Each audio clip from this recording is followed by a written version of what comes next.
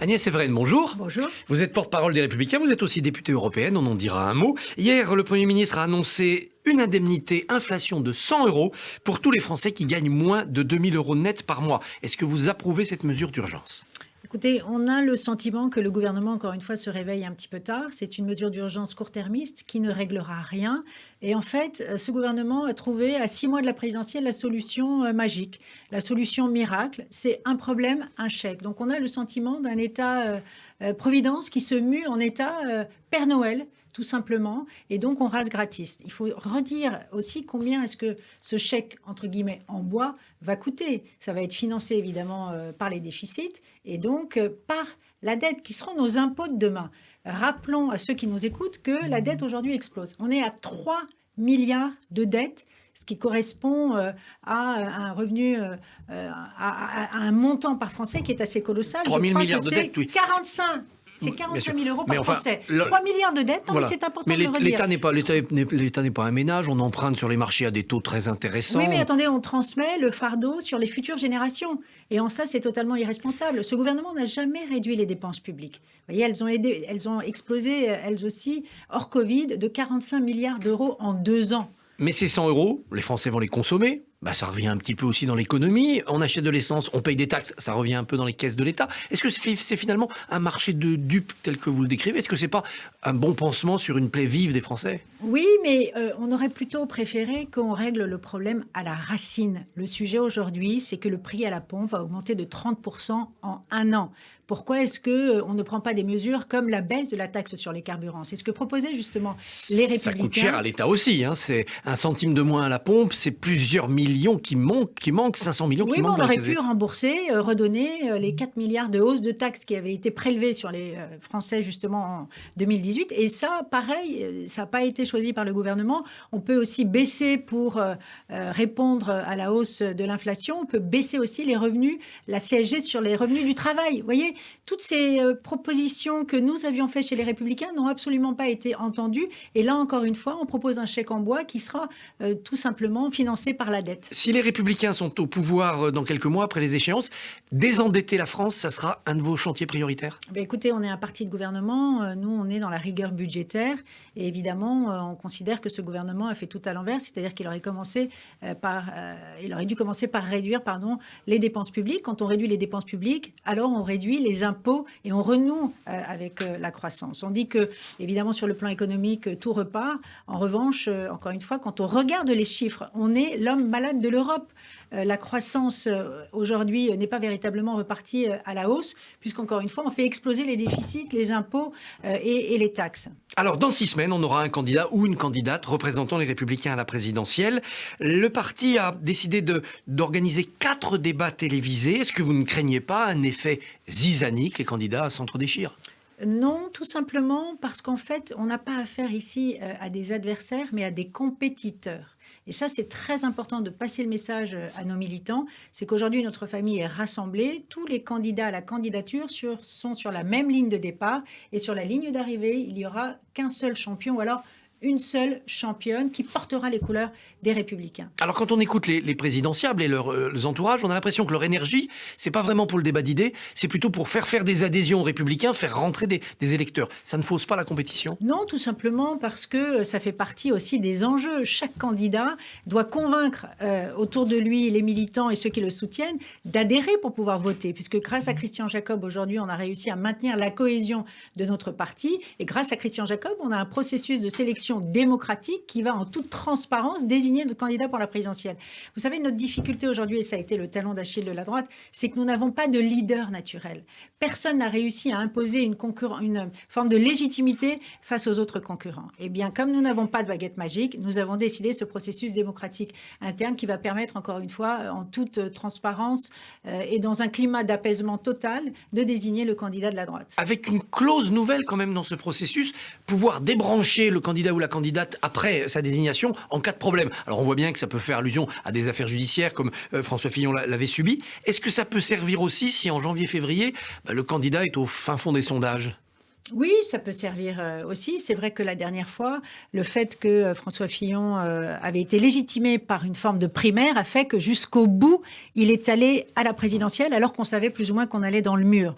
Et donc, il y a cette possibilité, cette garantie de crash test, en quelque sorte, qui permet tout simplement de reprendre la main sur le candidat qui sera désigné par les Républicains. Voilà, Si le tout candidat simplement. est à 4-5% parce que ça s'est pas bien passé avec les Français, comme par exemple Anne Hidalgo en ce moment, vous pourriez dire, oui, on va changer. Allez, on a compris le message Oui, des on va Français. changer, on mais va enfin, changer. ne nous comparez pas quand même au Parti socialiste. Aujourd'hui, Anne Hidalgo est une candidate par défaut et personne n'a eu envie, en 2022, de porter le drapeau des socialistes. Nous, même s'il y a plusieurs candidats à la candidature, Il y a on cette est envie. aligné sur les... Non, mais on est aligné sur l'essentiel. Eux, ils ont 4 ou 5 courants de pensée divergents et ils ne se mettront pas d'accord parce qu'ils sont totalement divergents sur les sujets De fond. essentiels comme la République, le communautarisme, l'Europe, le repli, la croissance, la décroissance. Vous voyez, ils sont complètement divisés.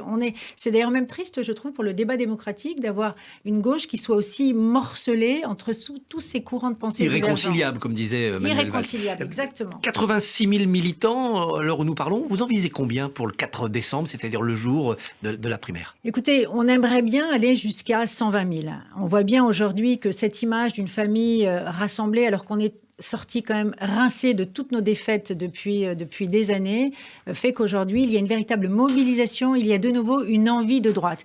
Et c'est vrai qu'on se rend bien compte que dans la société actuelle, les idées de droite sont véritablement au cœur, en fait, des préoccupations des Français. On incarne une droite républicaine, en fait, qui défend la sécurité, l'autorité, une tradition nationale, sociale, européenne et entrepreneuriale, et qui se reconnaît, en tout cas, parfaitement dans les besoins des Français. Cette envie de droite, c'est 30 € quand même si on veut participer, c'est cher.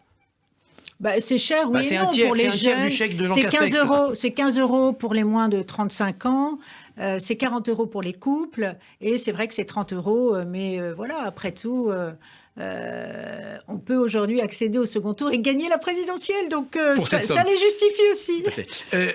Préférence nationale, priorité aux Français pour le logement, pour l'emploi, c'est ce qu'Éric Ciotti a déclaré dans le Figaro. Vous cautionnez ces propos ? Écoutez, je n'ai pas cautionné ou pas cautionné. Éric Ciotti est candidat à la candidature pour la primaire à la présidentielle et donc ça n'engage que lui. Ça n'est pas du tout la proposition faite par les Républicains. Ni le vocabulaire, parce que préférence nationale, ça oui, vient quand même du lepénisme. C'est une forme de transgression, il est vrai. Mais moi, je ne pense pas qu'on doive réserver en fait des postes en fonction de la nationalité des personnes. Et je ne juge pas les gens, heureusement d'ailleurs, sur leur couleur de peau, mais sur leur adhésion à une communauté d'idées, comme disait Ernest Renan, et c'est ça la nation. Cette tentation d'un discours un peu radical, c'est peut-être aussi l'effet Zemmour. Zemmour, le surgissement de Zemmour, pousse vos candidats à se durcir vers la droite ? Oui, sans doute. Et c'est là, je pense, où nous commettons sans doute une petite erreur. C'est-à-dire que je pars du principe qu'aujourd'hui, il ne faut regarder, être à la remorque finalement ni du Rassemblement national, ni d'En Marche, être nous-mêmes fidèles à nos valeurs, cohérent et droit dans nos propositions, au lieu de passer son temps à essayer de se caricaturer plutôt que de rester tout simplement soi-même et avoir la fierté de porter le drapeau des Républicains. Vous sentez une tentation de vos cadres, de vos militants, de vos élus locaux, de regarder ce qu'Édouard Philippe propose et d'aller peut-être vers Édouard Philippe ? Non, parce que Édouard Philippe, il doit assumer aussi le bilan d'Emmanuel Macron. On a parlé tout à l'heure de l'explosion des déficits et des impôts. Non, on a tout simplement une envie viscérale de gagner cette présidentielle. Et c'est la responsabilité historique de la droite de pouvoir remporter cette bataille pour une simple et bonne raison, c'est qu'aujourd'hui, le RN est complètement affaibli. On voit bien la perte de crédibilité de Marine Le Pen, qui, à force de recentrer idéologiquement son discours, finalement, a déboussolé son électorat. On voit la gauche, et je l'ai dit, complètement émietté et morcelé et affaibli. Et la droite est la seule en capacité d'avoir un discours raisonnable et sérieux sur tous les sujets de préoccupation des Français. Et donc, si nous accédons au pouvoir, je suis absolument convaincue que nous pouvons battre Emmanuel Macron. Dans votre fédération, les militants, ils vous disent quoi ? Ils vous disent « je voterai pour le présidentiable qui me plaît » ou je vais regarder les sondages et je voterai pour celui ou celle qui peut gagner ». Alors malheureusement, on n'en est pas encore à ce niveau, si je peux me permettre, de rationalisation. Aujourd'hui, je trouve que nos militants sont encore trop dans l'émotion, c'est-à-dire qu'ils veulent voter pour le candidat ou la candidate qui est restée fidèle aux valeurs de la droite. Avantage Barnier. Avantage Barnier parce que c'est vrai que dans la difficulté, ils préfèrent que le capitaine reste à la barre. Et donc, il y a ce sentiment justement, d'une volonté de la prime à la fidélité. Mais ça Moi, peut changer. ce que je leur dis, Ce que je leur dis, c'est très bien de choisir un candidat qui soit fidèle, mais choisissez aussi un candidat qui soit en capacité de battre Emmanuel Donc, Macron. il faut écouter les Français, il donc, faut écouter les sondages. l'essentiel, et c'est important de le dire à nos militants, c'est la victoire. Parce que après 2 défaites présidentielles, après 10 ans dans l'opposition, si nous perdons une 3e fois, alors on risque la disparition du parti. Parce que, comme vous le disiez tout à l'heure, peut-être il y aura une hémorragie des élus vers d'autres offres politiques. Moi, je suis convaincue, en revanche, j'ajoute une chose, que nous ne pouvons gagner que dans un discours de rupture. C'est-à-dire que si nous n'avons pas une offre politique qui soit très claire, très forte et très différentielle de celle d'Emmanuel Macron, alors nous n'avons aucune chance de gagner, de remporter le second tour de la présidentielle. Le droit de l'Union européenne n'est pas au-dessus de notre droit national, affirment les dirigeants polonais. Est-ce qu'il faut exclure la Pologne de l'Europe ? Non, bon, on n'en est pas encore au Polsite, mais moi j'ai voté justement cette semaine la résolution sur la primauté du droit de l'Union. Vous savez, quand on adhère à l'Union européenne, on doit adhérer à ses valeurs. Et donc il y a eu un vrai sujet. C'est vrai que l'Europe, c'est pas à la carte et que la Pologne a, sur certains sujets, pris ses distances justement avec toutes les valeurs que nous incarnons.